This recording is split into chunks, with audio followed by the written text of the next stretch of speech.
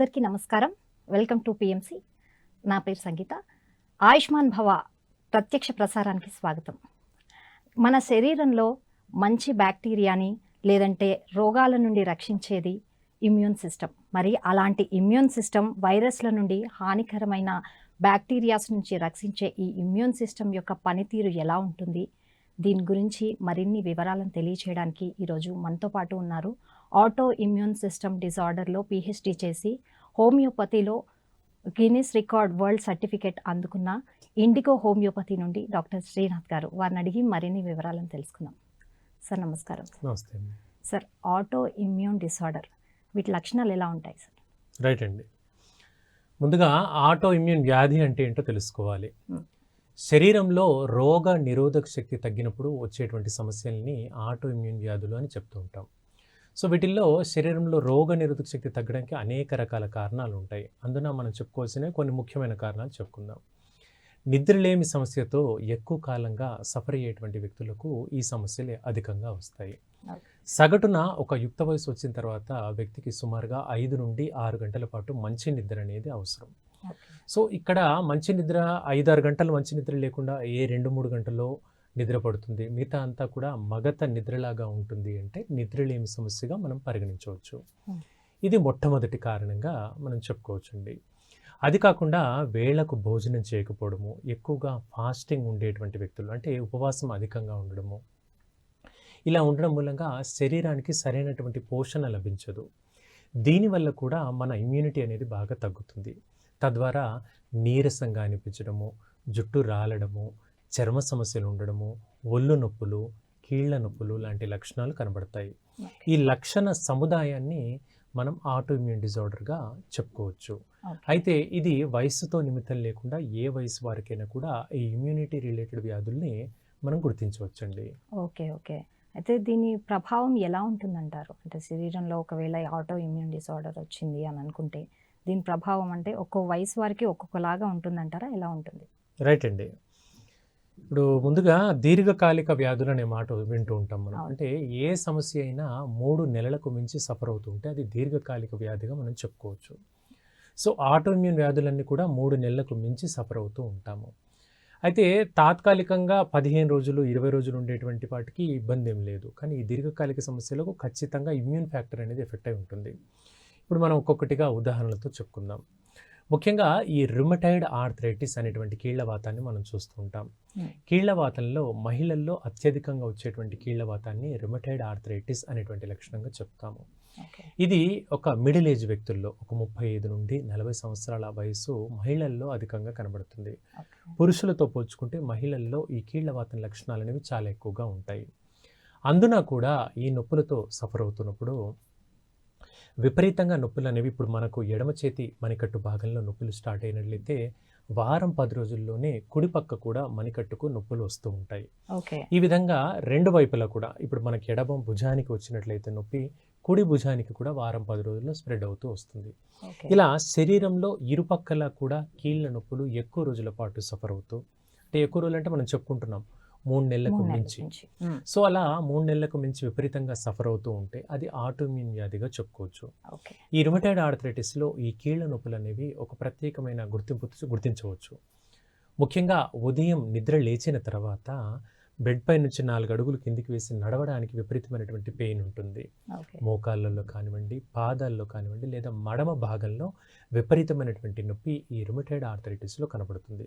So దీన్ని morning stiffness అంటాము. చేతులతో పాటు కాళ్ళు ఉంటుంది. అంటే ముఖ్యంగా శరీరంలోని అన్ని జాయింట్స్కి ఉంటుంది, పెద్ద జాయింట్లు కదా ఇవి, కాబట్టి వీటి మీద అధికంగా కాన్సన్ట్రేట్ అయి ఉంటుంది. సో అలా ఎర్లీ మార్నింగ్ స్టిఫ్నెస్ అనేది తీవ్రంగా ఉంటే దాన్ని రుమటైడ్ ఆర్థరైటిస్ తాలూకు లక్షణాలుగా చెప్పుకోవచ్చు. అయితే ఈ వ్యాధి ముదురుతున్నందుకు సంకేతంగా మనకు జుట్టు రాలడం ఉంటుంది, నీరసము, జాయింట్ పెయిన్సే కాకుండా ఎముకల నొప్పులు కూడా ఉంటాయి. చిన్న ఎముకలు, ఈ చిటికెన వేలు, ఈ వేళ్ల ఎముకలు కూడా నొప్పులు వస్తుంటాయి. దీనివల్ల ఇబ్బంది ఏంటి, మనకు గ్లాసుడు మంచినీళ్ళు పట్టుకోవాలన్నా కూడా విపరీతంగా నొప్పులు, వేళ్లకు స్ట్రెయిన్ అవుతూ విపరీతంగా చాలా. దీంతో పాటు వాపు కూడా వస్తుందండి. అంటే ఆ పెయిన్తో పాటుగా వాపు కూడా వస్తుంది. సో ఇలా మన గ్రిప్ అనేది కోల్పోతాం. ఇప్పుడు మనం పెన్ ఇచ్చి సంతకం పెట్టాలంటే కూడా పెయిన్తో మనం సంతకం పెట్టలేము. ఓకే. అలాగే డ్రైవింగ్ చేసేటప్పుడు డ్రైవింగ్ చేయడానికి కూడా చేతులు, వేళ్ళు సహకరించవు. ఈ విధంగా తీవ్రమైనటువంటి నొప్పులు ఈ రుమటైడ్ ఆర్థరైటిస్‌లో కనబడతాయి. అంటే ఇట్లా ఈ జాయింట్స్‌లలో చేతి జాయింట్స్‌లలో పట్టుకున్నట్టు కూడా అవుతూ ఉంటుంది కదా సార్ ఒక్కోసారి. పట్టేసినట్టు ఉంటుందండి. దాన్ని మార్నింగ్ అంటే స్టిఫ్‌నెస్ అంటాం. వెనకాల వంగిపోతున్నట్టు వేళ్ళని. ఎగ్జాక్ట్‌లీ. అది మనము ఈ పాయింట్ కూడా ప్రధానమైనది. ఇది కాంప్లికేషన్‌లో చెప్పుకోవాలి. అంటే ఎలా అంటే ఇప్పుడు మనం 3 నెలలు అనుకున్నాం గదండీ. 6 నెలలకు మించి, ఏడాదికి మించి ఈ ప్రాబ్లమ్‌తో సఫర్ అవుతూ ఉంటే వేళ్ళన్నీ వంకర్లు పోతాయి. హ్మ్. ఇప్పుడు ఇది ఇలా వంకర పోయింది మళ్ళీ దగ్గరికి రావడం కుదరదు. కంప్లీట్‌గా స్టిఫ్‌గా మారిపోతుంది. దగ్గరికి రాదు. మనం ఇట్లా అన్నం కలుపుకోవడానికి కూడా ఇబ్బందికరంగా ఉంటుంది. అంత తీవ్రంగా ఈ రుమటైడ్ ఆర్థరైటిస్‌లో నొప్పులుంటాయి. అవును. అయితే చాలామంది చేసేటువంటి పొరపాటు ఏంటంటే నొప్పి భరించలేకపోతున్నాం అని పెయిన్ కిల్లర్లు వాడతారు, అవును సార్. లేదా స్టెరాయిడ్ మాత్రలు వాడతారు, యాంటీబయాటిక్స్ వాడుతూ ఉంటారు. ఇప్పుడు డాక్టర్ గారు ఏమంటారు, అమ్మా ఇన్ని మాత్రలు వాడుతున్నావు కాబట్టి కిడ్నీ కానీ లివర్ కానీ డ్యామేజ్ అయ్యే ప్రమాదం ఉంది. సో డాక్టర్ గారు హెచ్చరిస్తారు మనకు, ఎందుకైనా మంచిది ఈ మాత్రలు వాడుతున్నావు కాబట్టి ఒకసారి కిడ్నీ పరీక్ష చేయించుకొని రా, లేదా లివర్ పరీక్ష చేయించుకొని రా అని నెక్స్ట్ విజిట్లో చెప్తారు. ఓకే. అయితే దాన్ని బట్టి డాక్టర్ గారు మళ్ళీ టాబ్లెట్ రాస్తారు. మనం ఓకే. అశ్రద్ధ చేసినట్లయితే ఈ ప్రాబ్లం అనేది కిడ్నీ డ్యామేజ్కి, లివర్ డ్యామేజ్ పైన కూడా ప్రభావితం చూపుతుంది. ఓకే. సార్ అయితే నొప్పులతో పాటు తిమ్మిర్లు అలాంటివి ఏమైనా వస్తాయంటారు? అంటే జాయింట్స్‌లో తిమ్మిర్లు కాకుండా వేళ్ళలో కూడా తిమ్మిర్లు వస్తూ ఉంటాయని కంప్లైంట్స్ వస్తూ ఉంటాయి కదా! అవునండి. సో అది దేని కింద రుమటైడ్ ఆర్థరైటిస్ కిందే వస్తుందా? రైట్ అండి. ఈ రుమటైడ్ ఆర్థరైటిస్‌లోనే ఈ లక్షణంతో పాటుగా తిమ్మిర్లు, పాదాల మంటలు, పాదాలు మొద్దుబారినట్టుగా అనిపించడము, ఎలక్ట్రిక్ షాక్ లాగా కొట్టినట్టుగా పెయిన్స్ అనిపించడం, ఇవన్నీ కూడా దీని యొక్క కాంప్లికేషన్స్ అండి. ఓకే. అంటే ఇప్పుడు ఈ వ్యక్తికి మనకు షుగర్ ఉంది అనుకుందాం. ఈ ప్రాబ్లమ్‌తో సఫర్ అవుతున్న వ్యక్తికి షుగర్ ఉన్నట్లయితే ఖచ్చితంగా ఈ ప్రాబ్లమ్స్ అన్నీ కూడా నెల, 2 నెలల వ్యవధిలోనే కనబడతాయి. 3 నెలలు ఆగాల్సిన అవసరం కూడా లేదు. నెల, 2 నెలల కల్లా ఈ ప్రాబ్లమ్స్ తీవ్రతరం అవుతూ ఉంటాయన్నమాట. సో అంటే ఈ వ్యక్తులకు ఎవరికైతే హార్మోనల్ ఇంబ్యాలెన్స్ ఉందనుకోండి, డయాబెటీస్ కానీ, థైరాయిడ్ కానీ, ఇలా హార్మోనల్ ఇంబ్యాలెన్స్ ఉంటే ఈ ప్రాబ్లం అనేది చాలా మొండిగా మారుతుంది. ఓకే. మరి అయితే సార్ ఇప్పుడు అంటే ఇట్లాంటి లక్షణాలు కనిపిస్తున్నప్పుడు అంటే చాలామంది గుర్తుపట్టరు. వీక్‌నెస్ వల్ల వచ్చిందో అది ఇది అనుకుంటూ అవాయిడ్ చేయడం కూడా జరుగుతుంది. అవునండి. మరి అంత లాంగ్‌గా వెళ్తే ఈ దీర్ఘకాలిక రోగాలకి మెడికేషన్ అనేది ఎలా ఉంటుందంటారు? రైట్ అండి. సో ఈ ప్రాబ్లం ఉంది అంటే నొప్పులు ఉన్నాయని చాలామందిని గుర్తించినా కూడా అశ్రద్ధ చేస్తూ ఉంటారు. ఈ నొప్పులు తీవ్రంగా ఉన్నప్పుడు ఏ కాల్షియం మాత్ర వేసుకోవడమో, విటమిన్ డి మాత్ర వేసుకోవడమో, అవును. లేదు అంటే ఒక డోలో మాత్ర వేసుకోవడమో ముందుకెళ్ళిపోవడం చేస్తూ ఉంటారు. ఇప్పుడు డోలో మాత్ర కూడా చాలా ఇబ్బందేనండి. ఇప్పుడు చాలా మనకు కిరాణా షాపులో దొరికినట్టుగా డోలో ఈజీగా దొరుకుతుంది. అవును. కానీ ఇది యాంటీపైరెటిక్ అండ్ అనల్జెసిక్ అంటాము. అంటే జ్వరానికి పనిచేస్తుంది, నొప్పులకు కూడా డోలో మాత్ర పనిచేస్తుంది. మరి డోలో మాత్ర నొప్పులకు పనిచేస్తుందని రెగ్యులర్గా వాడుతూ పోయామనుకోండి కిడ్నీ డ్యామేజ్ అవుతుంది. ఓకే. కిడ్నీ ఒకసారి డ్యామేజ్ అయిందనుకోండి అది చేసే పని మళ్ళీ మెషిన్ చేయాల్సి వస్తుంది. దాన్ని మనం డయాలసిస్ డయాలసిస్ రూపంలో. అంటాము. యెస్. సో అంతవరకు కాంప్లికేట్ కాకుండా పెయిన్ కిల్లర్లు పెద్దగా అవసరం లేకుండా హోమియోపతి మందులు వాడుకున్నట్లయితే ఈ రుమటైడ్ ఆర్థరైటిస్ సమస్య అనేది చాలా చక్కగా కంట్రోల్ పెట్టొచ్చు. కాంప్లికేషన్స్ కూడా లేకుండా మనం చేసుకోవచ్చు. ఓకే. అంతేకాకుండా ఒకవేళ ఆ వ్యక్తి పెయిన్ కిల్లర్లు వాడుతున్నారు అనుకుందాం. పెయిన్ కిల్లర్తో పాటుగా కూడా హోమియోపతి వాడుకోవచ్చు. చిన్నగా ఆ మాత్రని తగ్గిస్తూ హోమియోతో ముందుకు తీసుకెళ్ళొచ్చు. ఓకే. తద్వారా దాని యొక్క సైడ్ ఎఫెక్ట్స్ని తగ్గించిన వాళ్ళం అవుతాము. అలాగే డిసీజ్ని కూడా మనం కంట్రోల్ పెట్టుకునే మార్గం హోమియోపతిలో ఉంటుందండి. ఓకే. అయితే సార్ ఇప్పుడు ఆటో ఇమ్యూన్ డిసార్డర్ అన్నారు. దీనిలో ఎన్ని రకాలుగా ఉంటాయి సార్? రైట్ అండి. సో శరీరంలో ఇమ్యూనిటీ తగ్గినప్పుడు వచ్చేటువంటి వ్యాధులు చాలా రకాలుగా చెప్పుకోవచ్చు. అందులో బాగా ముఖ్యమైన ఒక 10-15 వరకు ఉంటాయి. అందులో మనం ఇప్పుడు మాట్లాడుకుంటున్నటువంటి రుమటైడ్ ఆర్థరైటిస్ అనేది టాప్ ర్యాంకింగ్లో చెప్పుకోవచ్చు. ఓకే. టాప్ 3లో ఈ రుమటైడ్ ఆర్థరైటిస్ అనేది మొండిగా కనిపిస్తుంది. అండ్ ఇంకొకటి మేజర్‌గా ఇంకా ఇతరత్ర ఉంటాయండి. Yeah. అవి ఎలా అంటే ఎస్ఎల్ఈ అంటాము, సిస్టమిక్ ల్యూపస్ ఎరిథమెటోసిస్ అంటాము. అంటే ఏంటి సార్ దీంట్లో కూడా చెప్పండి? కనపడుతుంది. ఇది ఎలా ఉంటుందంటే సిస్టమిక్ ల్యూపస్ ఎరిథమెటోసిస్ అంటే మనకి ఇప్పుడు ఏదైనా స్కిన్ ప్రాబ్లం వచ్చింది, చర్మ సమస్య వచ్చింది, సగటున ఏదో దురద వచ్చింది, మంట వచ్చింది, డాక్టర్ గారి దగ్గరికి వెళ్ళాం, ఆయింట్మెంట్ వాడాం, తగ్గిపోయిందని ఊరుకున్నాం. కొన్నాళ్ళు బాగుంటుంది, మళ్ళీ 15 రోజులు కాగానే మళ్ళీ చర్మ సమస్య మళ్ళీ దురద రూపంలో వస్తుంది, రిపీట్ అవుతూ ఉంటుంది. అది. సో మనం ఆయింట్మెంట్ పూసినంతసేపు బాగుంటుంది, ఎప్పుడైతే అప్లై చేయలేదో మళ్ళీ యథావిధి అవుతూ ఉంటుంది అనమాట. ఓకే. ఇది ఒక సాధారణ స్కిన్ ప్రాబ్లం. ఇక్కడ ఎస్ఎల్ఈ అనేటువంటి ఈ ఆటో ఇమ్యూన్ డిజార్డర్లు ఏమవుతుందంటే ముక్కుకు ఇరుపక్కల చర్మ సమస్య బటర్ఫ్లై ఆకారంలో కనబడుతుంది. ఓకే. ఇప్పుడు బటర్ఫ్లై రెక్కలు ఉంటాయి కదా, ఆ అవును. విధంగా ముక్కుకి ఇరుపక్కల ఆ రెక్కల ఆకారంలో చర్మము అనేది నల్లబడి ఉంటుంది. పొడి లేదా ఎయిర్ పారిపోతుందా ప్రాబ్లం, సార్ మొత్తం పొడి అంతా? బారడము, ఉమ్, దురద ఉంటుంది, మంటగా అనిపిస్తుంది, చర్మం నలుపు లేదా ఎరుపు రంగులో మారుతుంది, ఉమ్. దీంతో పాటు కీళ్ల నొప్పులు ఉంటాయి. ఇవి ఎస్ఎల్ఈ తాలూకు లక్షణాలండి. అంటే మీరు చెప్పినట్టు ఇప్పుడు స్కిన్ ఊడిపోవడము లేదంటే ఇంకా అక్కడ సెన్సిటివ్గా తయారైపోతుంది. ఇంతవరకు ముక్కు ఇరుపక్కల మాత్రం ఇరుపక్క. పరిమితమై ఉంటుంది. సో ఇక్కడ ఈ స్కిన్ ప్రాబ్లంతో పాటుగా కీళ్ల నొప్పులు స్టార్ట్ అవుతాయి. అది ఓకే. ప్రామినెంట్ ఫ్యూచర్ ఎస్ఎల్ఈలో మనం చెప్పుకునేది. మరి విచిత్రం ఏంటంటే ఈ ప్రాబ్లం కూడా మహిళల్లోనే అధికంగా కనిపిస్తుంది. పురుషులతో పోల్చుకుంటే ఎస్ఎల్ఈ అనేది మహిళల్లోనే అధికంగా కనబడుతుంది. సో దీన్ని ల్యూపస్ అంటాం. ల్యూపస్ అంటేనే నక్క. సో నక్కను మనం పేపర్లో పుస్తకాల్లో చదువుతుంటాం చిన్నప్పటి నుంచి. ఒక ఫాక్సీగా నేచర్ ఉంటుందంటే, ఒక కన్నింగ్ నేచర్ ఉంటున్నట్టుగా మనం వింటూ ఉంటాం. అదేవిధంగా ఈ డిసీజ్ కూడా కనిపించి కనపడకుండా కొన్నాళ్ళ పాటు నార్మల్గా ఉండిపోయి మళ్ళీ కొన్నాళ్ళు కనిపిస్తూ శరీరాన్ని బాధ పెడుతూ కాంప్లికేట్ చేసేటువంటి వ్యాధి ఈ ల్యూపస్ అంటామండి. సో ఇది 20 ఏళ్ళు 30 ఏళ్ళ వయసులో కూడా వస్తుంది. ఓకే. అత్యంత ముఖ్యంగా ఇది వంశపారంపర్యంగా వస్తుంది. ఓకే. అంటే ఈ కీళ్ల నొప్పులు, కీళ్లవాతం తాలూకు లక్షణాలు వంశంలో ఎవరికైనా ఉంటే మనకు కూడా వచ్చేటువంటి అవకాశాలు 90% పైగా కనిపిస్తాయండి. ఓకే. అంటే దీర్ఘకాలిక రోగాలు ఎక్కువ శాతం మన హెరిడిటీ నుంచే వస్తాయి. హెరిడిటరీ ఉంటాయండి. ఎస్. Okay sir. అయితే ఇంకా దీని లక్షణాలు దీంతో పాటు ఇంకా వేరే ఇతర ఇంకా ఏవి ఉంటాయి సార్? రైట్ అండి. ఇప్పుడు ఇప్పుడు మనం చెప్పుకున్నాం ఎస్ఎల్ఈలో కీళ్లవాతం తాలూకు లక్షణాలు ఉంటాయి, చర్మ వ్యాధి ఉంటుందని చెప్పుకున్నాం. సో ఈ 2 లక్షణాలతో పాటుగా ఆయాసం ఉంటుందండి అధికంగా. అంటే ఊపిరితిత్తుల్ని కప్పి ఉంచేటువంటి ఒక సన్నటి పొర ఉంటుంది. దీన్ని ప్లూరా అని అంటాము. ఓకే. ఈ ప్లూరా అనేది వాపుకు గురవుతుంది. తద్వారా గాలి పీల్చుకోవడానికి, వదలడానికి విపరీతంగా పెయిన్ ఉంటుంది. అంటే ఛాతీ భాగం అంతా పట్టేసినట్టుగా ఉంటుంది. శ్వాస ఆడనట్టుగా ఉంటుంది. ఏదో ఆస్తమా లక్షణంతో సఫర్ అవుతే ఏ విధంగా అయితే మనకి ఇబ్బంది కలుగుతుందో ఆ రకంగా ఇబ్బంది అనేది ఇక్కడ కనబడుతూ వస్తుంది. ఓకే. సో ఈ నొప్పితో పాటుగా అంటే ఈ శ్వాసకు సంబంధించినటువంటి ఇబ్బందితో పాటుగా కళ్ళు కూడా బాగా దురదగా మారిపోతాయి. కళ్ళెమ్మట సహజంగా నీళ్లు రావాలి. అవును. ఇప్పుడు మనకు లైటింగ్స్ ఏదైనా లైట్ ఎక్కువగా వెళ్తురు కళ్ళ పైన పడిందంటే కళ్ళెమ్మట నీళ్లు రావాలి. అవును. సో అది సహజ గుణం, అది రావాలి. కళ్ళెమ్మట నీళ్లు రావట్లేదు అంటే కళ్ళు బాగా డ్రైనేజ్గా మారిపోతున్నప్పుడు అప్పుడు పై లేయర్కి ఆక్సిజన్ సప్లై సరిగ్గా అందట్లేదు అని అర్థం. ఓకే. అప్పుడు విజన్ కూడా దెబ్బతింటుంది. చూపు మసగ్గా అనిపించడము, సైట్ ప్రాబ్లం అనేది కూడా కనపడుతుంది. ఈ ఆర్థరైటిస్ కానివ్వండి, ల్యూపస్ సమస్యతో బాధపడేటువంటి వ్యక్తులకు చూపు మందగించడం కూడా కనపడుతుంది. కళ్ళెమ్మట నీళ్లు రావడం తగ్గిపోతుంది.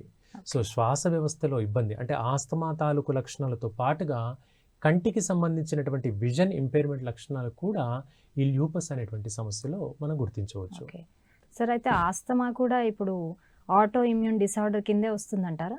రైట్ అండి. బ్రాంకియల్ ఆస్తమా లక్షణము చాలా వరకు కూడా ఆటోఇమ్యూన్ లక్షణంగానే చెప్పుకుంటాము. ఓకే. అయితే ఇది చిన్న వయసులో అంటే ఒక 5 ఏళ్ళు 10 ఏళ్ల లోపు వస్తే మాత్రం ఇమ్యూనిటీ పైన అంతగా ఇంపాక్ట్ పడదు.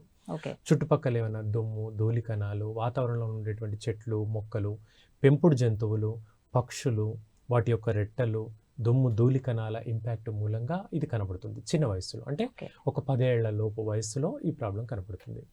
ఒక యుక్త వయసు 12-14 సంవత్సరాలు దాటిన తర్వాత ఈ ప్రాబ్లం కనపడుతున్నట్లయితే అది ఖచ్చితంగా ఆటోఇమ్యూన్ వ్యాధిగా మనం చెప్పుకోవచ్చు. ఓకే. జన్యుపరమైనటువంటి ఇబ్బందుల్లో కూడా ఈ ప్రాబ్లం మనం చూస్తుంటాం. HLA-B27 అనేటువంటి జీన్ టెస్టింగ్ ఉంటుంది. అంటే బ్లడ్ టెస్ట్ ద్వారా ఒక జెనెటిక్ టెస్టింగ్ చేయొచ్చు అనమాట. ఓకే. సో ఆ HLA-B27 జీన్ అనేది పాజిటివ్గా ఉన్నట్లయితే కీళ్లవాతం అనేది మన వంశంలో ఖచ్చితంగా వస్తుంది. ఓకే. 100% వస్తుంది. అయితే ఇప్పుడు ఒక 20 ఏళ్ళ 30 ఏళ్ల వ్యక్తికి రాలేదనుకుందాం, భవిష్యత్తులో రాదా అంటే వస్తుంది. ఇమ్యూనిటీ తగ్గినప్పుడు అంటే ఓ 50 ఏళ్ళకో 60 ఏళ్ళకో ఖచ్చితంగా వస్తుంది.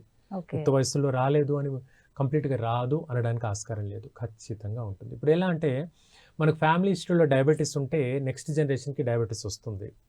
బీపీ రిలేటెడ్ ఇష్యూస్ అంటే కార్డియాక్ సంబంధించినటువంటి ఇష్యూస్ ఉంటే అది నెక్స్ట్ జనరేషన్కి ఖచ్చితంగా వస్తుంది. ఒక ఏజ్లో కాకపోయినా కాస్త ఏజ్ ప్రోగ్రెస్ అవుతున్నప్పటికీ ఈ లక్షణాలు కనబడతాయి. ఓకే. సో అదేవిధంగా ఈ జన్యుపరమైనటువంటి ఇంపాక్ట్ మూలంగా HLA-B27 జీన్ రిలేటెడ్ పాజిటివ్ అంశం మూలంగా మనకి ఆర్థరైటిస్ కానివ్వండి, ఎస్ఎల్ఈ తాలూకు లక్షణాలు ఖచ్చితంగా ప్రభావితం చూపుతాయి.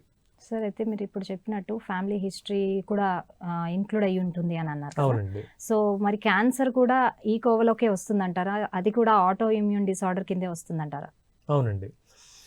సో ఇక్కడ జీన్ అనేది ఎప్పుడు స్టిమ్యులేట్ అవుతుంది అనేది మనం ప్రత్యేకించి తెలుసుకోవాలి. అంటే ఆ జీన్ అనేది మన శరీరంలో క్యారీ అవుతూనే ఉంటుంది. దీనికి అంటే మన ఇమ్యూనిటీని సరిగ్గా కాపాడుకోలేకపోతేనే ఆ జీన్ అనేది స్టిమ్యులేట్ అవుతుంది. అంటే ఎలా చెప్పాలంటే, ఇప్పుడు సడన్గా ఒక వ్యక్తికి డయాబెటీస్ వచ్చింది అనుకుందాం, పాజిటివ్ బార్డర్ లైన్ డయాబెటీస్ వచ్చింది అనుకుందాం. మనం డాక్టర్ గారి దగ్గరికి వెళ్ళగానే ఫస్ట్ డైట్ మెయింటైన్ చేసుకో, తీపి పదార్థాలకు దూరంగా ఉండు, కొన్నాళ్ళ పాటు ట్యాబ్లెట్లు అక్కర్లేదు అంటారు. అంటే నువ్వు మేనేజ్ చేసుకుంటే ఆ షుగర్ అనేది కంట్రోల్ అవుతుంది కొంతమేర. ఈ విషయాన్ని డాక్టర్ గారు మనకు హెచ్చరిస్తారు. సో ఈ వ్యక్తి డైట్ మేనేజ్ చేసుకోలేకపోతే ఖచ్చితంగా మాత్ర రాసిస్తారు డాక్టర్ గారు. ఇదే లాజిక్ అండి. సో మన ఆటోఇమ్యూన్ డిసీజ్లో ఈ ప్రాబ్లమ్స్ అన్నీ కనబడతాయి. క్యాన్సర్ టెండెన్సీ ఉండేటువంటి వ్యక్తులకు మళ్ళీ క్యాన్సర్ టెండెన్సీ వస్తుంది. కీళ్ళవాతం ఉండేటువంటి వ్యక్తులకు కీళ్ళవాతం లక్షణాలు ఖచ్చితంగా వస్తాయి. కాకపోతే ఆ సర్టెన్ పీరియడ్ కాకుండా కొన్నాళ్ళకు ప్రోగ్రెస్ అనేది అవ్వచ్చు, దానికి కాస్త ప్రొలాంగ్ అయ్యి కనబడుతుంది. ఇకపోతే ఈ క్యాన్సర్ తాలూకు కణాలు కూడా ఖచ్చితంగా జీన్ రిలేటెడ్గా ఉంటాయండి. ఇప్పుడు మనం వింటున్నాం చాలా క్యాన్సర్ తాలూకు వ్యాధులు చెప్తాం, వీటన్నిటి కూడా ఆటోఇమ్యూన్ వ్యాధులుగానే చెప్పుకోవచ్చు. ఇప్పుడు మనకు గతంలో చర్మ సమస్య ఏదైనా లొంగకపోతే చర్మం ప్రాబ్లం ఉండి సోరియాసిస్ ఏదో అనుకొని వదిలేసేవాళ్ళు, కానీ స్కిన్ క్యాన్సర్లు చాలా అధికమయ్యాయి ఇప్పుడు కేసెస్లో. అలాగే మహిళల్లో రొమ్ము కణితులు, అలాగే గర్భాశయ కణితులు, అంటే క్యాన్సర్ అనేది గర్భసంచికి తాలూకు అంశాలు మహిళల్లో చాలా అధికంగా వస్తున్నాయి. పురుషుల్లో ఓరల్ క్యావిటీ, నోటికి సంబంధించినటువంటి క్యాన్సర్లు, అలాగే ఊపిరితిత్తులకు సంబంధించినటువంటి లంగ్స్కి సంబంధించినవి చాలా అధికంగా కనబడుతున్నాయి.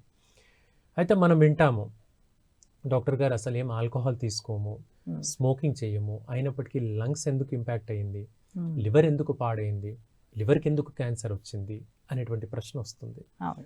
అంటే ఏ ఆల్కహాల్ తీసుకోరు, ఒబేసిటీ కాదు, చక్కగా ఆకుకూరలు పళ్ళు తీసుకునే వ్యక్తికి కూడా లివర్ క్యాన్సర్ కనబడుతుందంటే అక్కడ మనం గుర్తించాల్సింది జీన్ రిలేటెడ్ అంశం. అంటే ఫ్యామిలీ హిస్టరీలో ఎవరికైనా ఉంటేనే ఈ లక్షణం కనబడుతుంది అనేటువంటి విషయాన్ని తెలుసుకోవాలి.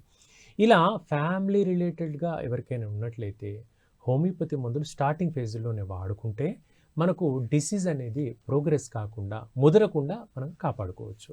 ఓకే సార్, ఇప్పుడు ఎస్ఎల్ఈ, రుమథాయిడ్ ఆర్థరైటిస్, ఇప్పుడు క్యాన్సర్, మరి ఇప్పుడు ఒక్కొక్కసారి మనకి మెడ భాగాల్లో అంటే స్పైన్ రిలేటెడ్ ప్రాబ్లమ్స్ కూడా వస్తుంటాయి, అంటే వెన్నుముక్క క్యాన్సర్స్ అని కూడా అంటూ ఉంటారు. అవి కూడా దీని కిందకే వస్తాయంటారా? మరి దాన్ని ఎలా ట్రీట్ చేయాలి, ఎలా గుర్తించాలి? రైట్ అండి. ఇప్పుడు వెన్నుపూసలో మొత్తంగా ఉండేటువంటి ఎముకల సంఖ్య 33, వర్టిబ్రా అంటాం వీటిని. సో ఈ ఎముకల మధ్యన డిస్క్ అనేటువంటి పదార్థం ఉంటుంది, అది మన కదలికలకు హెల్ప్ఫుల్గా ఉంటుంది. ఈ వెన్నుపూసకు ప్రధానంగా చెప్పుకోవాల్సింది టీబీ ముందుగా వస్తుందండి. క్యాన్సర్ కంటే కూడా ముందుగా టీబీ లక్షణం కనబడుతుంది. ఆ టీబీ వచ్చినటువంటి వ్యక్తులకు వెన్నుపూస అనేది విపరీతంగా నొప్పితో కూడి ఉంటుంది. కదలికలు అనేవి చాలా పెయిన్ఫుల్గా స్పైన్లో ఉండడమే కాకుండా ఆ వెన్నుపూస అనేది కాస్త వంగిపోయినట్టుగా మారిపోతుంటుంది. సో చేతులు కాళ్ళు అంతా కూడా తిమ్మిరులు రావడము, మొద్దుబారినట్టుగా అనిపించడము, కదలికలు చాలా పెయిన్ఫుల్గా ఉండడం అనేది వెన్నుపూస డిస్క్ పైన ప్రభావితం అవుతే మనకి లక్షణాలు కనబడతాయి. ఓకే సార్, ఇంకొకటి ఇందులో భాగంగానే ఆటిజం అనేది చాలా మంది పిల్లలు మనం చూస్తూ ఉంటాం. అవునండి. ఓకే, ఆటిజం అనేది మనం చాలా మన పిల్లలు చూస్తూ ఉంటాం సార్. సో ఇది ఆటో ఇమ్యూన్ డిజార్డర్ కిందే వస్తుందంటారా? మరి ఇది ఎలా క్యారీ అవుతుంది? అంటే కొంతమంది ఫ్యామిలీ హిస్టరీ లేకపోయినా కూడా పేరెంట్స్ ఇద్దరు హెల్తీగా ఉన్నా కూడా పిల్లలు అలా పుట్టడం జరుగుతూ ఉంటుంది. మరి వాళ్ళకి ఎలాంటి లోపం వల్ల ఇలాంటివి వస్తుందంటారు? రైట్ అండి. ఇప్పుడు బుద్ధిమాంద్యత అనేటువంటి లక్షణాన్ని ఆటిజం అని అంటాము. సో ఇది 3 సంవత్సరాల లోపు వయసు పిల్లల్లో అధికంగా కనబడుతూ ఉంటుంది, స్టార్ట్ అవుతుంది అక్కడ, ఆ ఏజ్ గ్రూప్లో అధికంగా స్టార్ట్ అవుతుంది. ఓకే. సో ఇది వంశపారంపర్యంగా ఎవరికో పూర్వీకుల్లో ఉంటే ఈ కంప్లైంట్ కనబడుతుంది. అయితే అప్పుడు అంత నిర్ధారణ పరీక్షలు లేవు, ఎవరికి వస్తుంది ఏంటనే అంశాలు వాటి కన్ఫర్మేషన్ అనేది లేదు. ఈ స్క్రీనింగ్ టెస్ట్లు అనేవి అప్పుడు లేవు కాబట్టి మనం అంచనా వేయలేకపోయాం. కానీ ఇది కూడా ఫ్యామిలీ హిస్టరీలో ఉంటే అవకాశం ఎక్కువ ఉంటుంది. కొన్ని ఫ్యాక్టర్స్ చెప్తాను. ప్రెగ్నెన్సీ సమయంలో మనకు మదర్కి ఈ ప్రాబ్లం అధికంగా ఉంటే కనబడే అవకాశం ఉంటుందండి. ప్రెగ్నెన్సీ టైంలో మదర్ హీమోగ్లోబిన్ తక్కువగా ఉంటే ఇబ్బందికరంగా మారుతుంది.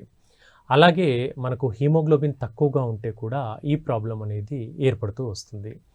వంశపారంపర్యంగా ఉండేటువంటి అంశాల్లో ముఖ్యంగా యాంటీజెన్స్ యాంటీబాడీ రియాక్షన్ మూలంగా కూడా ఈ ప్రాబ్లం కనబడుతుంది. అంతేకాకుండా శరీరంలో ఈసినోఫిల్స్ కంటెంట్ బాగా పెరిగినప్పుడు మదర్ ప్రెగ్నెన్సీలో ఉంటే కూడా పిల్లల్లో దాని యొక్క ప్రభావం కనబడుతుంది. అలాగే మదర్ థైరాయిడ్ సమస్యతో బాధపడుతున్నప్పుడు కూడా పిల్లలపైన ఈ ప్రభావం కనబడుతుంది. నెలలు నిండక ముందు పిల్లలకు కూడా ఈ ప్రాబ్లం, అంటే 7th మంత్ 8th మంత్లోనే డెలివరీ అయినప్పుడు ఎగ్జాక్ట్లీ. సో అప్పుడు వెయిట్ అంటే 2.5 కేజీ వరకు ఉండాలండి సగటు వెయిట్ అనేది.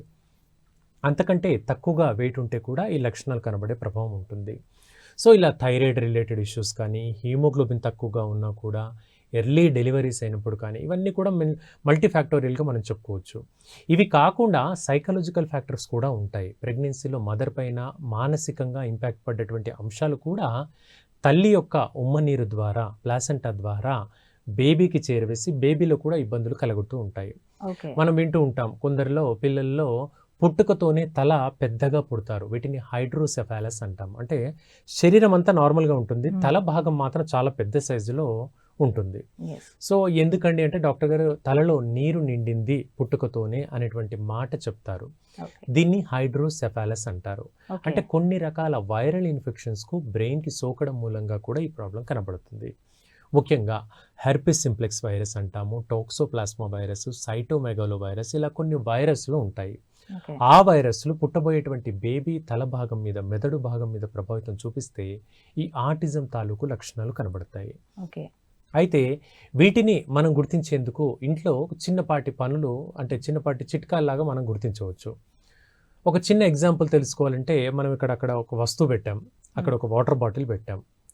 సో బాబును పిలిచి, బాబు కానీ పాపను కానీ పిలిచి వాటర్ బాటిల్ తీసుకురా అని మనం వేలు చూపించామనుకోండి, పిల్లవాడు వాటర్ బాటిల్ వంక కాకుండా మన వేలు వంక చూస్తాడు. అంత Okay. మిస్ప్లేస్డ్గా ఉంటుంది. Mm. సో అక్కడికి వెళ్ళి పెన్ను తీసుకురా అంటే పెన్ను కనపడడం, వీటిపైన విజులేషన్ ఉండదు. అక్కడికి వెళ్ళి సో చేతిని చూడడం, మనం చెప్తున్నటువంటి చేతిని చూడడం మాత్రం జరుగుతుంది. అలాగే ఈ పిల్లలు తొందరగా చిరాకుకు లోనవుతుంటారు. కోపము, అసహనము, కంటిన్యూస్గా జంపింగ్ ఉంటుంది, Mm. కంటిన్యూస్గా గెంతడం ఉంటుంది. అలాగే కేకలు వేయడము, అరవడము, హైపర్ యాక్టివ్ పిల్లలు. చాలా హైపర్గా Yes. ఉంటారు. Okay. అవసరం లేకుండానే నవ్వుతూ ఉంటారు. Mm. అక్కడ జోక్ ఏదే ఉండదు, కానీ నవ్వుతూనే ఉంటారు. అవసరం లేకుండానే కన్నీళ్ళు వస్తుంటాయి. Mm. పళ్ళు కొరకడం ఉంటుంది. తర్వాత ఉన్నట్టుండి మనని కొట్టడం, పక్కన ఉన్న వ్యక్తుల్ని కానీ, మదర్ని కానీ, పేరెంట్స్ని కానీ కొట్టడము, హాని చేయడం, ఏదో వస్తువుని విసిరేయడము, అవతల వాళ్ళకు దెబ్బ తగులుతుంది అని స్పృహ కోల్పోవడం. Yes. సో ఇక్కడ ఒక 2 మాటలు చెప్పుకోవాలంటే, సోషల్ కమ్యూనికేషన్ అనేది బాగా తగ్గిపోతుంది, ఇంటరాక్షన్ తగ్గిపోతుంది. Okay. ఇప్పుడు ఒక వ్యక్తి వచ్చాడు, హాయ్ మనం చెప్పాం అనుకోండి, మళ్ళీ ఇంటర్న్గా మనకు హాయ్ రావాలి పిల్లలు, Mm. అంటే 3 ఏళ్ల పిల్లల వయసులో. ఈ పిల్లలు స్పందించరు. మనం హాయ్ చెప్పినా అసలు ఏం Yes, స్పందించరు. చూస్తూ మన వంక ఉంటారు. కూడా సరిగ్గా చూడరు. Mm. మనం బలవంతంగా పిలిస్తే ఎప్పుడో ఒకసారి చూసినట్టు ఒక సెకండ్ చూసి పక్క తప్పుకుంటారు. ఇలాంటి లక్షణాలు ఆటిజంలో కనబడతాయి. Okay. అయితే దీనికి పేరెంట్స్ యొక్క అంశాన్ని కూడా మనం గుర్తించాలండి. పేరెంట్స్ కూడా బాగా నెగ్లెక్ట్ చేస్తూ ఉంటారు. ఎలా అంటే, నాకు కూడా నిదానంగా మాటలు వచ్చాయి, మా పిల్లవాడికి కూడా మాటలు నిదానంగా వస్తాయి, Exactly, ఇంట్లో sir. పెద్దవాళ్ళు అన్నారు ఆ మాట అని పేరెంట్స్ నెగ్లెక్ట్ చేస్తూ ఉంటారు. దీనివల్ల వాళ్ళకి ఇబ్బంది ఎక్కువగా అవుతుంది. సార్ ఒక్కొక్కసారి జెండర్ని బట్టి, అంటే మగపిల్లలకైతే కొంచెం లేట్గా వస్తాయి, అవునండి. ఆడపిల్లలు అయితే తొందరగా తొందరగా నడుస్తారు, వస్తాయి. మాట్లాడతారు అన్న దాంట్లో కూడా అంటుంటారు. అవునండి. ఈ మాటలతో పెద్దవాళ్ళ ఇంట్లో తాతయ్య, నాయనమ్మ ఎవరైనా ఉంటే వాళ్ళు అనేసరికి దీన్ని మనం అశ్రద్ధ చేస్తాం. Mm. ఇంకోటి ఏంటంటే, సైకాలజికల్గా మనం స్ట్రాంగ్గా ఉండం, అంటే పేరెంట్స్ స్ట్రాంగ్గా ఉండరు అనమాట. Mm. డాక్టర్ గారి దగ్గరికి వెళ్ళాలా, మా పిల్లోడికి ఏమైంది, బాగానే ఉన్నాడుగా, వాడికి ఏం జలుబు లేదు, దగ్గు లేదు, ఎందుకు డాక్టర్ గారి దగ్గరికి, అవసరం లేదు, హాయిగా భోజనం చేస్తున్నాడు, పడుకుంటున్నాడు, ఈ రకమైనటువంటి ఫీలింగ్తో కూడా Mm. డాక్టర్ని అప్రోచ్ అవ్వరు. అంటే Yes. ఈ ఐక్యూ అసెస్మెంట్ చేస్తాం అనమాట డాక్టర్ గారి దగ్గరికి వెళ్తే. ఈ అసెస్మెంట్కి పేరెంట్స్ సహకరించరు. Okay. మా పిల్లోడు బాగానే ఉన్నాడు, ఏం అక్కర్లేదండి, ఈ రకమైన మాటలు ఉంటాయి. ఎప్పుడు తెలుస్తుంది ఈ విషయం? స్కూల్కి పంపించిన తర్వాత తెలుస్తుంది. అక్కడ బిహేవియరల్ ఆ, చేంజెస్. దాన్ని బట్టి టీచర్లు ఒక మాట అంటారు, మీ పిల్లోడు కుదురుగా కూర్చోవట్లేదండి, ఒకసారి డాక్టర్ గారిని కలవండి, పిలుస్తున్నా పలకట్లేదండి, ఒకసారి డాక్టర్ గారిని కలవండి. ఈ మాటలు అక్కడ విన్న తర్వాత అప్పుడు వాళ్ళ పేరెంట్స్కి కొంచెం అలర్ట్ అవుతారు. సో సంథింగ్ అబ్నార్మాలిటీ ఉంది, డాక్టర్ గారిని కలుద్దాం అని అనుకుంటారు అనమాట. సో ఇవన్నీ చిన్నతనంలో మనకు 2.5-3 సంవత్సరాల వయసులోనే పిల్లవాడు మనల్ని హెచ్చరిస్తుంటాడు ఆ తేడాల్ని గుర్తించమని. యాజ్ ఎ పేరెంట్గా మనం గుర్తించకపోతే అక్కడ ఫెయిల్ అయిపోతాం. ఇక ఇది ప్రోగ్రెస్ అయిందనుకోండి, 6 ఏళ్ళు 8 ఏళ్ళకి అయిందనుకోండి, మొండిగా మారుతుంది. అప్పుడు మెడిసిన్స్కి కూడా సరిగ్గా లొంగకుండా చాలా తీవ్రంగా ఇబ్బందికరంగా ఉంటుంది. ఎందుకంటే దీనికి ఆధునిక వైద్యంలో మందులు లేవు. చేయాల్సినదల్లా 2 థెరపీలు చేయించాలి, ఆల్టర్నేటివ్ మెడిసిన్ అయినటువంటి హోమియోపతి లాంటి మందుల్లో కంటిన్యూస్గా మందులు వాడాలి. ఇలా చేస్తే పిల్లవాడు నార్మల్ చైల్డ్ లాగా అవుతాడు. అంటే అప్ టు మార్క్ కాకపోయినా కూడా ఇప్పుడున్న పరిస్థితి నుంచి ఒక 80-90% వరకు బెటర్మెంట్ తీసుకురావచ్చు. సార్ అయితే చాలా మంది స్పీచ్ థెరపీలో కూడా చేరుస్తూ ఉంటారు కదా, ఇట్లాంటి అవునండి. గుర్తించిన తర్వాత. సో అక్కడ యాక్టివిటీస్ చేస్తూ ఇంట్లో కూడా యాక్టివిటీస్ చేయించాలి అన్నట్టు చెప్తూ ఉంటారు. అయితే ఇది మొత్తం నయం అవుతుందంటారా? ఈ ఆటిజం ఉన్న పిల్లలకి వీళ్ళకి ఎంతవరకు టైం పడుతుందంటారు? రైట్ అండి. ఈ థెరపీస్లో ఏంటంటే speech therapy, behaviour therapy, occupation therapy అని పలు రకాల థెరపీస్ ఉంటాయండి. అంటే ఒక సిస్టమేటిక్ వేలో అన్నీ నేర్పడం. స్పీచ్ థెరపీకి వచ్చాం మనం. ఒక్కొక్కటి పలకడం నేర్పడము, మాట ఉచ్చారణ ఎలా పలకాలి, ఎలా అని ప్రతి అంశం చెప్పడం. ఒక్కోసారి పళ్ళు, నాలిక సహకరించకపోతే, ఆ ఒక అక్షరాన్ని సహకరించకపోతే చిన్నపాటి ఒక పెన్సిల్ పెట్టి ఆ పెన్సిల్ని కొరకమని చెప్పడం, ఒక రబ్బర్ని ఏదైనా ఇచ్చి దాన్ని కొరకమని చెప్పడము. అలా వాటితో చిన్న చిన్న అక్షరాల్ని పలికేలాగా ముందుగా చేయాలి. ఆ అక్షరాల్ని పలికిన తర్వాత పదాల్ని పలకడం అనేది నేర్పాలి. ఇది ఒక కంటిన్యూస్ సాధన, ఒక ప్రాక్టీస్. ఇప్పుడు సెషన్లో థెరపిస్ట్ ఒక 45 నిమిషాలు, గంట సేపు చేస్తారు. కానీ ఇంటికి వెళ్ళిన తర్వాత పేరెంట్స్ మళ్ళీ చేయాలి. పేరెంట్ అంటే మదర్ రెగ్యులర్గా కాన్సన్ట్రేట్ చేసి రోజుకు ఒక అరగంట, గంట సేపు కాన్సన్ట్రేట్ చేసి అది చేయగలగాలి, ఆ ప్రాక్టీస్ చేయగలగాలి. అప్పుడు ఈ స్పీచ్ థెరపీతో పాటు హోమియోపతి మందులు వాడుకుంటే ఆటిజం లాంటి సమస్యలతో సఫర్ అవుతున్నటువంటి పిల్లలకు చాలా మంచి రిజల్ట్స్ తీసుకురావచ్చు, ఏ కాంప్లికేషన్ లేకుండా. ఇప్పుడు కొంతమంది పిల్లల్లో మనం చూస్తుంటాం, పిల్లవాడు అప్పటి వరకు బాగున్నాడండి, వ్యాక్సిన్స్ తీసుకున్న తర్వాత జ్వరం వచ్చింది, జ్వరం వచ్చి కోలుకున్న తర్వాత ఈ విధంగా అబ్నార్మల్ అయ్యాడు, ఏ మాట వినట్లేదు, తన లోకంలో తానే ఉంటున్నాడు, చుట్టూ ఉన్న వ్యక్తులతో కూడా సరిగ్గా స్పందించట్లేదు మాటలకు అనే మాట వింటుంటాం. సో ఇక్కడ ఏంటంటే ఒక హైపోథెసిస్ కూడా ఉంది. కొన్ని రకాల వ్యాక్సిన్స్ ఇచ్చిన తర్వాత కూడా పిల్లల్లో ఇలాంటి లక్షణాన్ని మనం గమనిస్తుంటాం. ఓకే సార్, ఇప్పుడు మనము ఆటో ఇమ్యూన్ డిసార్డర్లో భాగంగా వ్యాధుల గురించి మాట్లాడుకుంటున్నాము, ఆటిజం గురించి మాట్లాడుకుందాం. సో దాని గురించి చెప్పండి. రైట్ అండి.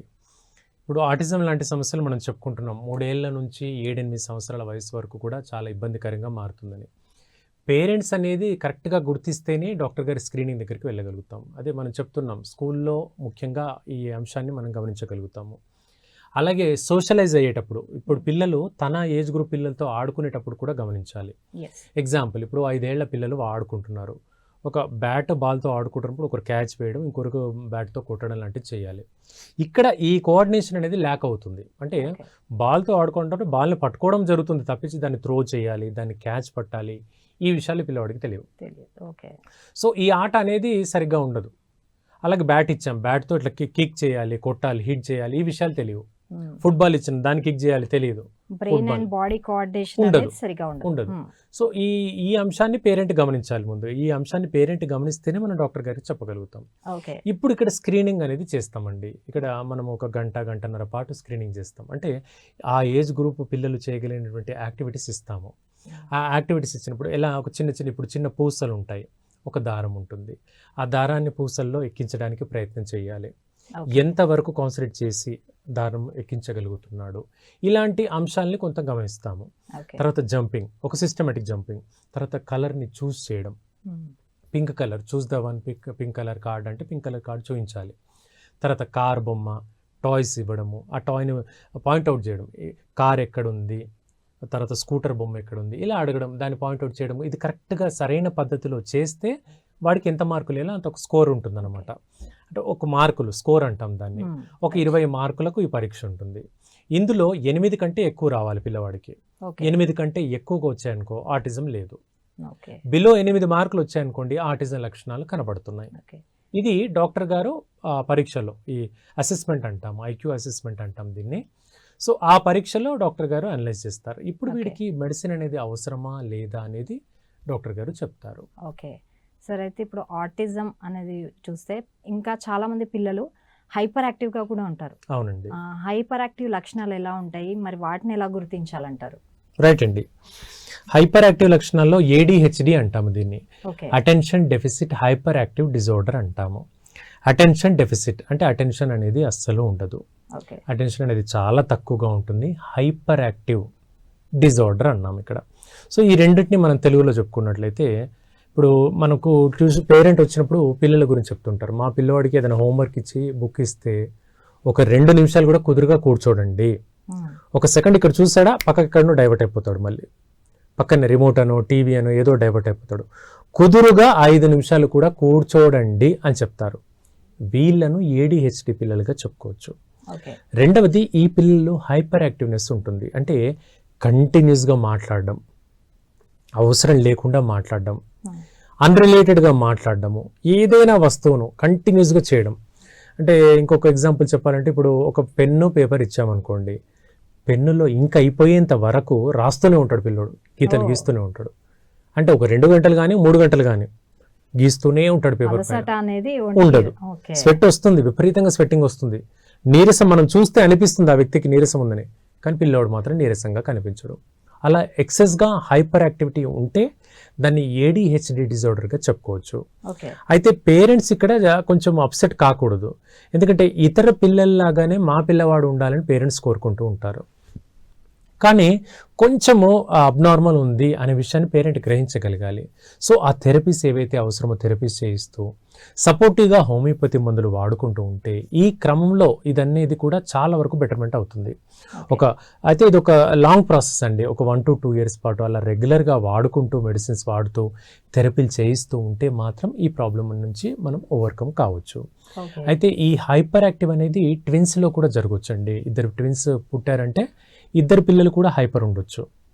అండ్ ఫ్యామిలీ హిస్టరీలో ఎవరికైనా ఉంటే కూడా ఈ హైపర్నెస్ ఉంటుంది. అలాగే ఫ్యామిలీ హిస్టరీలో ఎవరికైనా ఫిట్స్ ఉన్నాయి, మెదడులో ఫిట్స్ రావడము, చిన్నతనంలోనే తలకి ఏదైనా గాయమైంది, అలాంటి లక్షణాలతో సఫర్ అవుతూ పేరెంటల్ హిస్టరీ ఉంటే కూడా ఈ పిల్లల్లో ఈ ADHD లక్షణాలు కనబడే ప్రమాదం ఎక్కువగా ఉంటుంది. ఓకే. ఓకే. ఇప్పుడు మీరు ఫిట్స్ అన్నారు కదా, అంటే దీన్ని హైపర్ యాక్టివ్గా ఉన్న పిల్లల్లో అంటే బ్లడ్ ప్రెషర్ అనేది కూడా చాలా ఎక్కువగా పనిచేస్తూ ఉంటుంది, వాళ్ళకి అలసట అలాంటివి. అయితే చాక్లెట్స్ కూడా ఇవ్వద్దు, మా వాడికి చాలా హైపర్ యాక్టివ్నెస్ ఉంది, మేము తినిపించలేము అనేసి చాలా మంది పేరెంట్స్, అంటే నేను కూడా పర్సనల్ గా చూసాను సార్. నేను ఎప్పుడైనా ఎవరికైనా పిల్లలకి చాక్లెట్ ఇవ్వబోయినా కూడా వద్దండి మా వాడికి కొంచెం హైపర్ యాక్టివ్, ఇస్తే ఇంకా ఆగడు, అసలు కోట్లా గెంతుతాడు అనేసి అంటారు. అది నిజమేనా సార్? రైట్ అండి.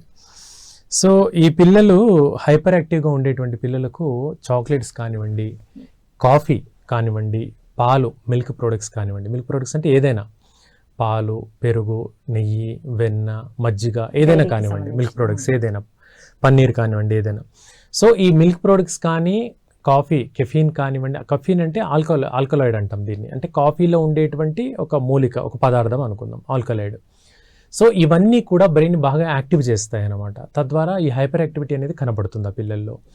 అది కొన్నాళ్ళ పాటు ఉంటుంది, 5-6 నెలల పాటు కూడా ఉండవచ్చు. సో అందుకే మిల్క్ రిలేటెడ్గా అలాగే చాక్లెట్ రిలేటెడ్ ఐటమ్స్కి దూరంగా ఉంచడం పిల్లల్లో చాలా వరకు సమంజసం, ఇది ఈ కంప్లైంట్తో సఫర్ అవుతున్నప్పుడు. అండ్ ఇంతే కాకుండా అడెనాయిడ్స్ కూడా వచ్చే ప్రమాదం ఉంటుంది పిల్లల్లో. అంటే గొంతు లోపల గ్రంథుల వాపు కూడా పిల్లల్లో ఈ ప్రాబ్లం వల్ల వస్తుంది. అంటే సాయంత్రం తర్వాత చాక్లెట్స్ తీసుకున్న, బిస్కెట్స్, బేకరీ ఫుడ్ ఏదైనా ఎక్కువగా తీసుకుంటే గొంతు వెనక భాగంలో ఉండేటువంటి గ్రంథుల వాపు వస్తుంది. దానివల్ల ఈ పిల్లలు తరచుగా జలుబు, దగ్గు, గొంతు నొప్పి, ఆయాసము, రాత్రుల్లో నోరు తెరిచి పడుకోవడం, గురక రావడం, ఇలాంటి లక్షణాలు ఈ పిల్లల్లో కనబడతాయి. వీటిని అడినాయిడ్స్ అంటాము. అయితే ఈ రకమైనటువంటి లక్షణాలు రావడానికి మనం చెప్పుకున్నటువంటి ఫుడ్ ఐటమ్స్ కూడా కారణం. కాబట్టి టెంపరరీగా వస్తాయా సార్? ఇవి మానేయడం వల్ల మన హ్యాబిట్స్ మనం మళ్ళీ సెర్చ్ చేసుకోవడం వల్ల కానీ అట్లా ఏమైనా తగ్గే అవకాశం ఉందంటారా? ఉంటుందండి. అయితే అది తాత్కాలికంగా ఉంటుంది. మీరు అన్నట్టు కొంతమేర మనము సాయంత్రం 5-6 తర్వాత బిస్కెట్స్, చాక్లెట్స్ వీటికి దూరంగా ఉంటూ నోటికి సరైనటువంటి శుభ్రత మేనేజ్ చేస్తే మాత్రం అడినాయిడ్స్ రాకుండా కాపాడుకోవచ్చు. ఒకవేళ వచ్చినా కూడా దాన్ని కాంప్లికేట్ కాకుండా, అంటే సర్జరీ అక్కర్ లేకుండా దాన్ని కంట్రోల్లో పెట్టుకునేటువంటి మార్గం ఉంటుంది. దీన్ని అశ్రద్ధ చేస్తే ఏమవుతుంది, ముక్కు అంతా కూడా బ్లాక్ అయిపోతుంది, తుమ్ములు కంటిన్యూస్గా వస్తాయి, గాలి పీల్చుకోవడం ఇబ్బందికరంగా ఉంటుంది, విపరీతంగా హెడేక్ వస్తుంది పిల్లల్లో. 12 years లోపు, 12 సంవత్సరాల పిల్లలు ఇది అత్యంత కామన్గా కనపడుతుంది. సో మనం డాక్టర్ గారి దగ్గరికి వెళ్ళి ఎక్స్రే పరీక్ష చేయించి డాక్టర్ గారికి చూపిస్తే అడినాయిడ్స్ ఉన్నాయండి పిల్లోడికి, సర్జరీ చేయించండి అంటారు.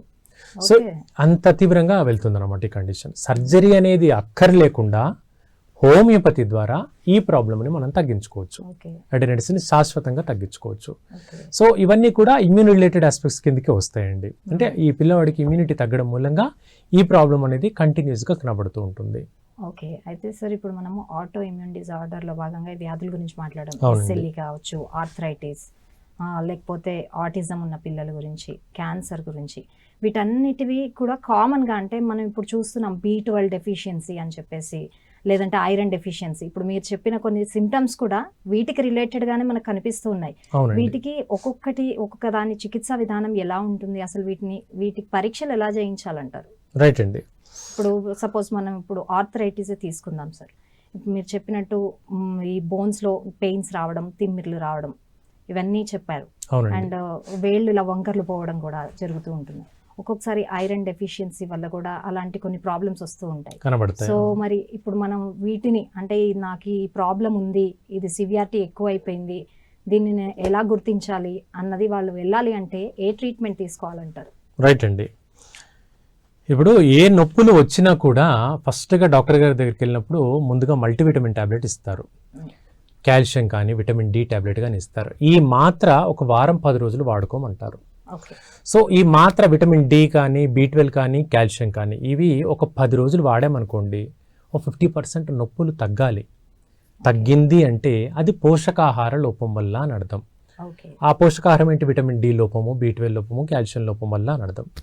10 రోజులు వాడామండి, 15 రోజులు దాటింది, అయినప్పటికీ నొప్పులు తగ్గట్లేదు అంటే అది డెఫిషియన్సీకి సంబంధించిన విషయం కాదు, ఏదో వాతం తాలూకు లక్షణం. ఇప్పుడు ఉదాహరణకు ఒక వ్యక్తి ఉన్నారు, అతను ఎక్కువగా పప్పు రిలేటెడ్ ఐటమ్స్ తీసుకుంటారు అనుకుందాం. ప్రోటీన్స్ ఎక్కువగా ఉండేటువంటి పల్సెస్, శనగపప్పు, కందిపప్పు లాంటి పప్పులే అధికంగా తీసుకుంటారు అనుకుందాం. అండ్ దాంతోపాటు ఆల్కహాల్ అధికంగా తీసుకునే వ్యక్తి అనుకుందాం. ఇవి రెండు అధికంగా తీసుకున్నప్పుడు ప్రోటీన్లో యూరిక్ యాసిడ్ అనేటువంటి ప్రోటీన్ శరీరంలో బాగా అక్యుములేట్ అయిపోయి ఉంటుంది. దీనివల్ల ఒక కీళ్లవాతం వస్తుంది ఈ వ్యక్తికి. దీన్ని మనం యూరిక్ యాసిడ్ డిపాజిట్స్ అక్యుములేట్ అయ్యి గౌట్ అనేటువంటి డిసీజ్గా మనం చెప్తాం. గౌట్ అనే కీళ్లవాతం ఇది. సో ఇప్పుడు మనం ఇక్కడ క్లియర్గా తెలుస్తుంది, ఫుడ్ అధికంగా ఒకటే కంటెంట్ శరీరంలో పడితే ఆ విధంగా కీళ్ల నొప్పులు కొత్తగా వస్తున్నాయి. అలాగే విటమిన్ మాత్ర కూడా అంతే. ఎంతవరకు దాని యొక్క పరిమితి ఉంటుంది? 10 రోజులు, 15 రోజులు, ఆ పరిమితి వరకే వాడాలి. అంతకు మించి వాడినట్లయితే ఏమవుతుందంటే హైపర్ విటమినోసిస్ అనే కొత్త రకమైనటువంటి సమస్య కొని తెచ్చుకుంటాం. అంటే ఇప్పుడు మనకు జుట్టు రాలకుండా ఉండాలండి. జుట్టు పోషణకు జింక్ కానీ మ్యాంగనీస్ కానీ శరీరానికి అవసరం. అవి ఒక 20 మైక్రోగ్రాములు అవసరం. జుట్టు పోషణకు మ్యాంగనీస్ అవసరమని ఇవాళ రేపు ఏదో డాక్టర్ ఇన్స్టాగ్రామ్లో చెప్పారు అని విపరీతంగా టాబ్లెట్ కొని వేసుకుంటున్న వ్యక్తిని చూశాను నేను. సో ఆ జుట్టు పోషణకు మంచిది అంతే, ఇంకా వేసుకోవడమే టాబ్లెట్లు. మునక్కాడ మంచిదని చెప్పారు, మునక్కాడ తినడమే.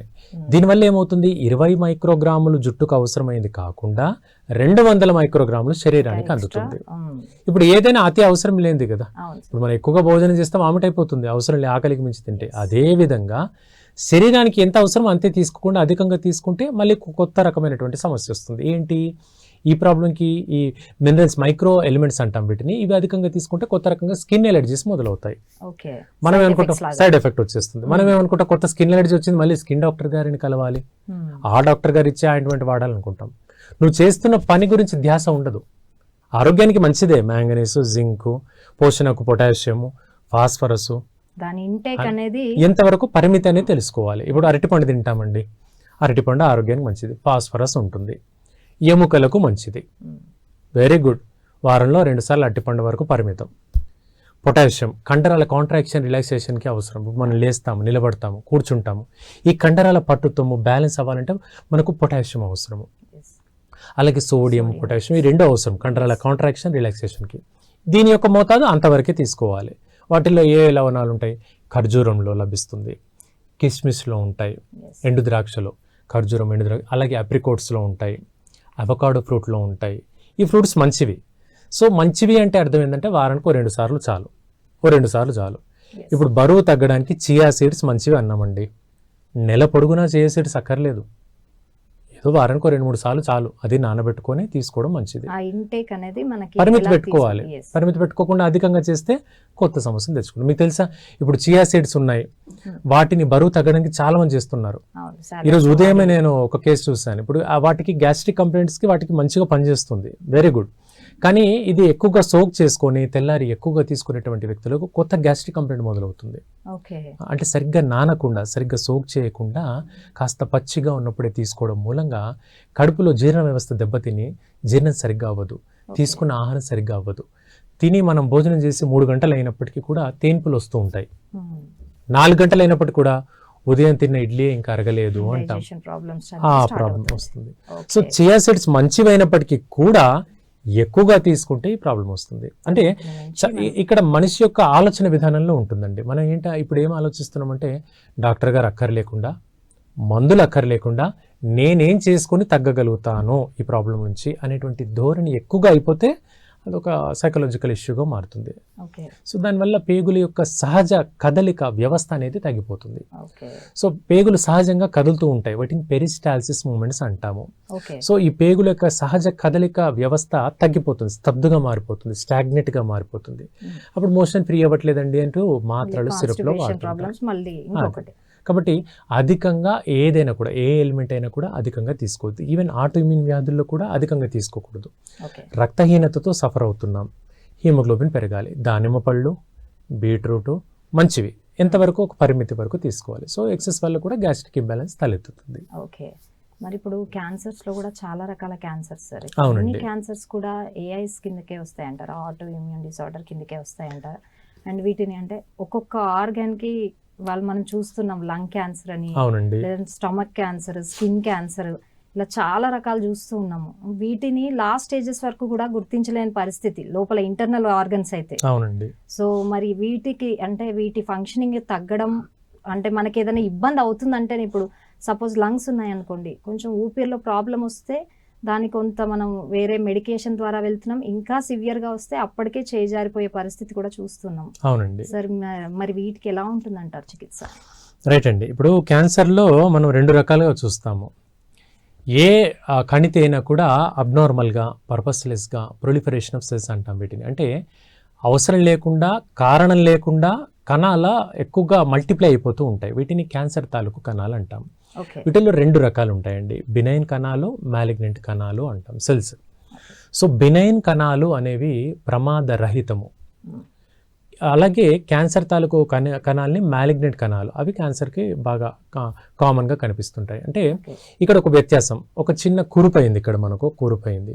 ఈ కురుపు అంతవరకే ఉంది, ఏది 2 నెలలైనా 3 నెలలైనా అంతవరకే ఉంది, పెరగట్లేదు, నొప్పి లేదు, దురద లేదు, మంట లేదు, జ్వరం రావట్లేదు. ఇది నార్మల్ కణితిగా మనం దీన్ని వదిలేయచ్చు. రోజు రోజుకి సైజ్ పెరుగుతూ వస్తుంది, నొప్పి ఉంది, అందులో నుండి రస్సి కారుతూ వస్తుంది, జ్వరం వస్తుంది, బరువు తగ్గుతున్నాము. ఈ లక్షణాలు ఉంటే అది మ్యాలిగ్నెంట్ కణితి, అంటే క్యాన్సర్ తాలూకు కణితి అని మనం వ్యక్తిగతంగా కొంత నిర్ధారణ అవ్వచ్చు. అలాగే ఇప్పుడు మహిళల్లో ఒక 30 నుండి 40 ఏజ్ గ్రూపుల్లో అధికంగా రొమ్ము కణితి క్యాన్సర్లు కనబడుతున్నాయి. ఈ రొమ్ము కణితి క్యాన్సర్లకు సెల్ఫ్ ఎగ్జామినేషన్ అనేది చాలా ప్రధానంగా చెప్పుకోవాలి. సెల్ఫ్ ఎగ్జామినేషన్ అంటే ఆకారం విషయంలో, స్కిన్ టెక్స్చర్ విషయంలో, డిశ్చార్జ్ విషయంలో ఈ 3 ఆస్పెక్ట్స్ వ్యక్తిగతంగా గమనించుకోవాలి. అశ్రద్ధ చేయడము ఒక ఎత్తు, డాక్టర్ గారిని కలవకపోవడం ఇంకో ఎత్తు. సో డాక్టర్ గారిని కలిసి, ఎవరైనా లేడీ డాక్టర్ని నిదానంగా కలిసి ఇలా ఉందండి అని కలిసి క్లియర్గా తెలుసుకుంటే చాలా మంచిది. నాకెందుకు వస్తుందిలే అనే భయం వల్ల అశ్రద్ధ చేస్తే అది ముదురుతుంది. అంటే కొంతమంది ఇబ్బంది పడుతూ ఉంటారంటే వాళ్ళకి మొహమాటం, అది నేను వెళ్ళి చెప్తే ఏమనుకుంటారో, మా వాళ్ళకి తెలిస్తే ఏమనుకుంటారు, అండ్ ఇంటి చిట్కాలు, ఇంటి వైద్యం కొంతమంది వాడుతూ ఉంటారు, చేస్తూనే ఉంటారు. నేను చూసాను అలాంటి చేజారిన పరిస్థితులు కూడా మనం చూస్తూ ఉంటాం, ముదిరిపోతుంది అప్పటికి. నేను చూశానండి, ఇప్పుడు 50-60 ఏళ్ల వ్యక్తులకు ఈ ప్రాబ్లం నేను స్వయంగా చూశాను. అంటే 50-60 ఏళ్ల లేడీకి రొమ్ము నుంచి డిశ్చార్జ్ రావడం అనేది అసహజం, అది ఆవిడకు కూడా తెలుసు. రోజు ఏదో నీరులాగా వస్తుందన్నప్పుడు ఏదో క్లాత్ పెట్టేసుకొని కాపాడుకోవడం లాంటివి చేసింది, డాక్టర్ గారిని అప్రోచ్ అవ్వాలి. ఇది 3-4 నెలలు గడిచిపోయిన తర్వాత తీవ్రమైపోయింది, తరచుగా జ్వరం రావడం మూలంగా అప్పుడు డాక్టర్ గారిని అప్రోచ్ అయింది. అప్పటికి క్యాన్సర్ ముదిరిపోయింది అనమాట. సో ఇక్కడ అదృష్టం బాగుంటే సర్వైవ్ అవుతారు, లేకపోతే కణాలన్నీ కూడా డ్యామేజ్ అవుతాయి. ఇక్కడ డ్యామేజ్ అనేది ఎలా అంటే, ఈ కణం అనేది అంతవరకే పరిమితమై ఉండదు, అక్కడి నుంచి ఎముకలకు, రక్తానికి, తల భాగానికి, మెదడుకు, కాలి వేళ్లకు కూడా స్ప్రెడ్ అవుతుంది క్యాన్సర్ కణం అనేది. అప్పుడు ఏమవుతుంది, డాక్టర్ గారికి ట్రీట్మెంట్ చేయడం కష్టమవుతుంది. దీన్ని కీమోథెరపీ, రేడియేషన్ థెరపీ అంటాం, 2 రకాల విధాలు ఉంటాయి. ఆ ట్రీట్మెంట్ చేయడం కష్టమవుతుంది. అంటే ఇప్పుడు మెదడులో పాకింది, మెదడుకు మళ్ళీ రేడియేషన్ థెరపీ చేయాలి. సో మెదడును సపరేట్గా ట్రీట్మెంట్ చేయాలి, రొమ్ము భాగాన్ని సపరేట్గా ట్రీట్మెంట్ చేయాలి. ఇలా ప్రతి ఆస్పెక్ట్ని పట్టించుకొని మళ్ళీ ట్రీట్మెంట్ చేస్తుంటారు. పోనీ అంతవరకే ఆగిపోతుందా అనేది కూడా నిర్ధారణ ఉండదు, మళ్ళీ అది కొన్నాళ్ళు తగ్గి మళ్ళీ పెరిగేటువంటి అవకాశం కూడా చూడొచ్చండి. ఓకే సార్, మరి ఇప్పుడు వాతము, ఎస్ఎల్ఈ అని మాట్లాడాం కదా, ఇప్పుడు ఎస్ఎల్ఈ కూడా మీరు చెప్పినట్టు దానికి ఎలాంటి పరీక్షా విధానాలు ఉంటాయంటే చికిత్స ఎలా ఉంటుంది, దానికి ఎలాంటి పరీక్షలు చేయించుకోవాలంటే? రైట్ అండి. ఏ రకమైనటువంటి ఆటోఇమ్యూన్ వ్యాధులైన కూడా వాటికి యాంటీ టీపీఓ యాంటీబాడీస్ అనేటువంటి రక్త పరీక్ష చేయిస్తాము. యాంటీ టీపీఓ యాంటీబాడీస్ అంటాం వీటిని. అయితే వీటిల్లో సిబిపి, ఈఎస్ఆర్తో మొదలుకొని సిఆర్పి, ఆ తర్వాత ఇప్పుడు నేను చెప్పినటువంటి పరీక్ష చేయించుకోవాలి. దీనిలో నిర్ధారణ అనేది అవుతుంది. అంటే ఇమ్యూన్ ఫ్యాక్టర్ మీద ఇంపాక్ట్ పడుతున్నాయా కణాలు, శరీరంలోని కణాలు అనేటువంటి విషయం తెలుస్తుంది. సో దాని యొక్క తీవ్రత మనకు తెలిస్తే డాక్టర్ గారికి మెడిసిన్ ప్రిస్క్రైబ్ చేయడం కూడా ఈజీ అవుతుంది.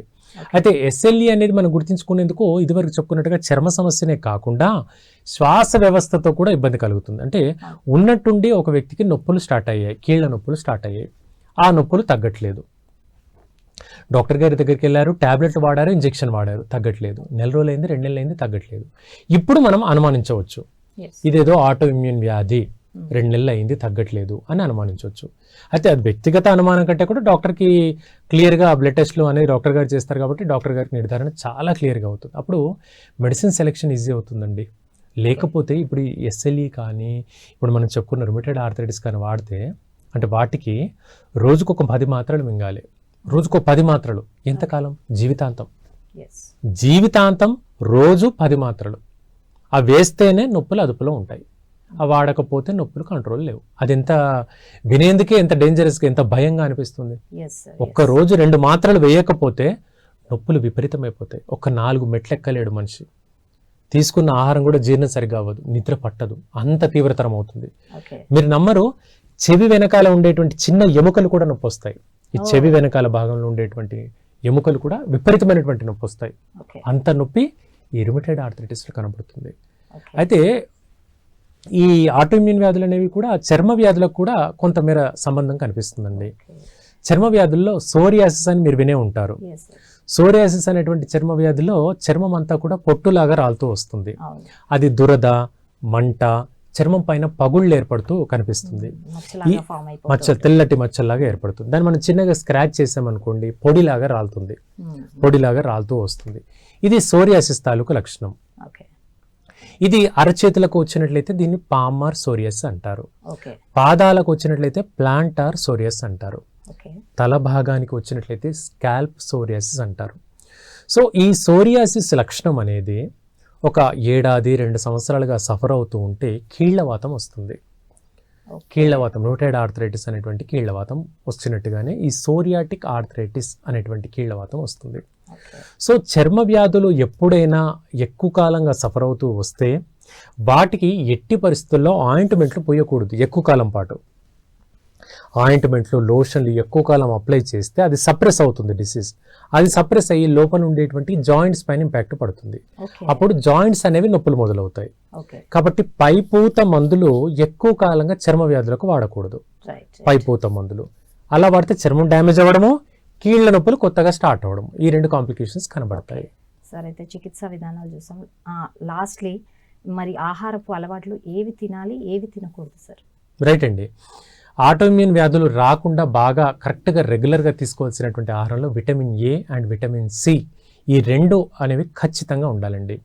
విటమిన్ ఏ వచ్చేసి మనకు క్యారెట్స్ కానీ, ఆకుకూరలు, పాలకూర, మెంతికూర ఇలాంటి ఆకుకూరల్లో ఎక్కువగా విటమిన్ ఏ లభిస్తుంది. ఇక విటమిన్ సి అనేది మనకు ఎండు ద్రాక్ష, అలాగే ఆరెంజెస్, లెమన్, అంటే అందరికీ అందుబాటులో ఉండే విధంగా చెప్తున్నా. ఇప్పుడు పట్టణాల్లో అంటే అవకాడో లాంటి ఫ్రూట్స్ దొరుకుతాయి, ప్రతి చోట మనకు అవకాడోలు దొరకవు. కివీ ఫ్రూట్స్ అంటూ కూడా దొరుకుతాయి, అవి కూడా విటమిన్ సి, కానీ అన్ని చోట్ల దొరకవు. కాబట్టి అందుబాటులో ఉండేటువంటి నిమ్మజాతి పండ్లు, లెమన్, మోసంబీలు, ఇట్లా ఇవి బత్తాయి పండ్లు అంటాం, వీటిని మనం ఎక్కువగా కాన్సన్ట్రేట్ చేసుకుంటే సరిపోతుంది. ఈ vitamin A, vitamin C regular డైట్లో ఉంటే మనకు సాధ్యమైనంత వరకు ఇమ్యూనిటీ బాగుంటుంది. నిద్ర ఒక 4-5 గంటల మంచి నిద్ర ఉండాలి. వాటర్ ఇంటేక్ అనేది రోజుకు ఒక 3 లీటర్ల పాటు ఉండాలి. ఈ జాగ్రత్తలు ఎవరు తీసుకోవాలంటే ఫ్యామిలీ హిస్టరీలో ప్రాబ్లం ఉన్న వ్యక్తులు ఖచ్చితంగా పాటించాలి. లేనిదో అంటే ఈ ప్రాబ్లంకి ఖచ్చితంగా ఎదుర్కొన్నట్టే. అప్పుడు డాక్టర్లు అయితే ఉండనే ఉంటారు, కానీ సమస్య రాకుండా మనం కాపాడుకోవాల్సిన బాధ్యత ఉంటుంది. Right sir, thank you so much sir. ఇప్పుడు ఆటో ఇమ్యూన్ సిస్టమ్ డిజార్డర్స్ అంటే ఏంటి, చికిత్సా విధానాలు ఎలా ఉంటాయి, ఆహారపు అలవాట్లు ఎలా చేసుకోవాలి, దీనిలో ఎన్ని రకాలు ఉంటాయి, చాలా చక్కగా వివరించారు sir. Thank you so much. So చూసారు కదండి, ఇది ఇవాళ కార్యక్రమం. మరో కార్యక్రమంలో మళ్ళీ కలుద్దాం. అంతవరకు నమస్కారం.